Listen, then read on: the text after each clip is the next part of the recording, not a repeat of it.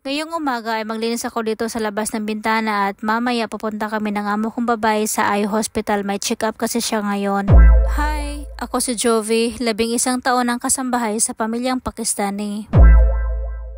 Ikapitong araw na ngayon na kami lang ng amo kong babae ang naiwan dito kasi si Jenny at ang amo kong lalaki ay nasa Pakistan nagbakasyon. At ngayong araw ang schedule ko maglinis dito sa labas ng bintana at medyo late na ngayon. Sinadya akong late na ako maglinis kasi kapag maaga pa marami mga tao dito maghihintay ng kanilang sasakyan papuntang trabaho. Yun nga lang kapag late na ako maglinis ay doon sa bintana sa likod ay sobrang init na.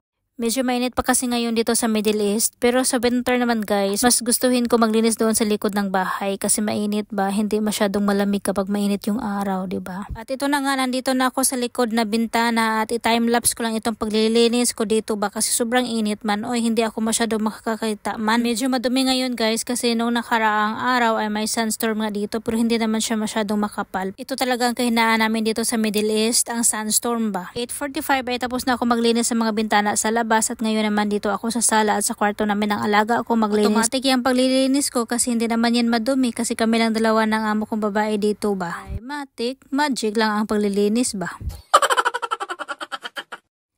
Hindi pa nagising ang amo kong babae kaya minabuti ko munang dito naman ako mag-dusting sa mga maliliit na mga bagay dito. Maraming appreciation dyan naka-display. Galing yan sa mga kasamahan sa trabaho ng amo kong lalaki. Para yan sa amo kong lalaki. O diba guys, dyan yung makikita talaga sobrang bait ng amo kong lalaki kasi ang dami niyang mga appreciation ba. At itong mga maliliit na bagay, mga laruan to ng alaga ko dati, ayaw talaga itapon ng amo kong babae, pang remembrance daw ba. May maliit na cycle, merong palaka, meron pang elepante, merong eroplano, di ba mga laruan yan lahat? Meron pang yung wall clock na parang cart siya. Basta mga laruan yan ng alaga ko pero ayaw talaga itapon ng amo kong babae kasi remembrance daw niya, mamiss daw niya yung mga ginagawa ng alaga ko dati ba. Ang picture na ito nasa eroplano kami unang bisis ko nakapunta ng Pakistan niya. Nakakatuwa, display pa rin ang amo kong babae dyan, ayaw niya itapon. At pagkatapos ko dito naglinis ay ginising ko na ang amo kong babae para makapag-agahan na kami kasi pupunta daw siya sa eye hospital para sa check up.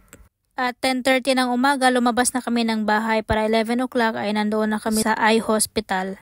Habang nag-drive yung amo kong babae, nagdasal siya na sana perfect daw yung resulta. Kasi sa edad niya, dapat pinapauwi na siya sa Pakistan, hindi na siya papayagang magtrabaho pa. Pero perfect man yung mga resulta ng mga check-up niya, kaya hindi pa siya pinapauwi. Pinapatrabaho pa siya dito sa gobyerno. At nandito na kami sa eye hospital, tingnan nyo yung sign. Sobrang ganda pala dito, ngayon lang ako nakapunta dito ba. 11 o'clock kami dumating dito, nakauwi kami 1:15 o diba? Kanina dito sa hallway ang daming tao pero ngayon wala na kaya ngayon pa ako nakapag-video.